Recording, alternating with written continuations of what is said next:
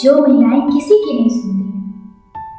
इस दुनिया में कुछ महिलाएं ऐसी होती हैं जो किसी की नहीं सुनती। वे ना समाज की मानती हैं, ना परिवार की, ना ही परंपराओं की बंदिशों को अपने पैरों की जंजीर बनने देती हैं। उन्हें अक्सर जिद्दी, आखंड या घमंडी कह दिया जाता है। लेकिन सच तो ये है कि उनकी ये ना सुनने की आदत हमेशा बगावती नहीं होती, बल्कि ये एक बहुत गहरी चुप्पी से पैदा हुई आवाज जिसे वर्षों तक दबाया गया, कुचला गया, अनसुना किया गया। जब कोई महिला दूसरों की नहीं सुनती तो हो सकता है वो बस खुद की सुन रही हो,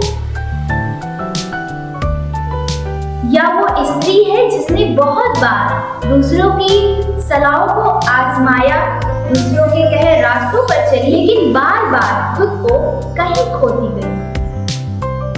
अब जब वो कहती है कि मैं अब किसी की नहीं सुनूंगी, तो एक घोषणा होती है कि अब वो अपने जीवन की सूत्रधार खुद है।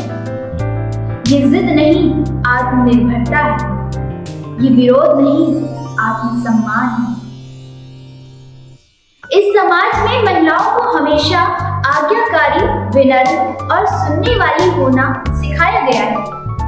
उन्हें ये नहीं सिखाया गया कि कभी कभी खुद की आवाज भी सबसे जरूरी होती है। जब वो उस सिखाई हुई भूमिका से बाहर निकलती है तो समाज को वो असहज लगती है।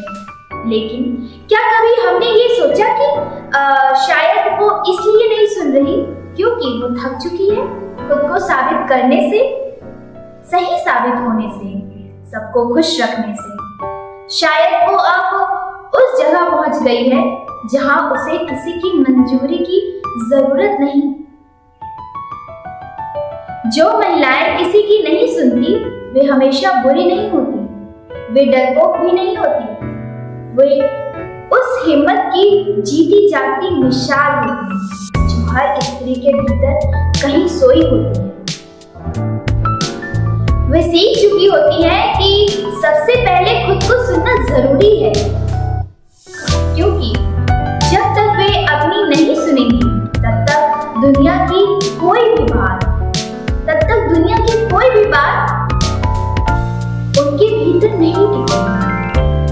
हो सकता है उनके इस व्यवहार से रिश्तों में दरारें आ जाए, कुछ दूरी बन जाए और कई बार तो अकेलापन भी घेरे। लेकिन ये अकेलापन भी शायद पहले से बेहतर होता है। जब वे भीड़ में होते हुए भी अकेली थी, जब वे सुन तो रही थी पर खुद की आवाज कहीं गुम थी। ऐसी महिलाएं हमें चौंकाती हैं, परेशान करती हैं, कई बार हमें खुद से सवाल करती हैं, और शायद यही उनकी सबसे बड़ी ताकत होती है कि वे हमारी उस दुनिया को हिला देती हैं जो हमेशा कहती रही कि एक महिला का सबसे बड़ा गुण है सुनना। लेकिन क्या कोई महिला सिर्फ सुनने के लिए बनी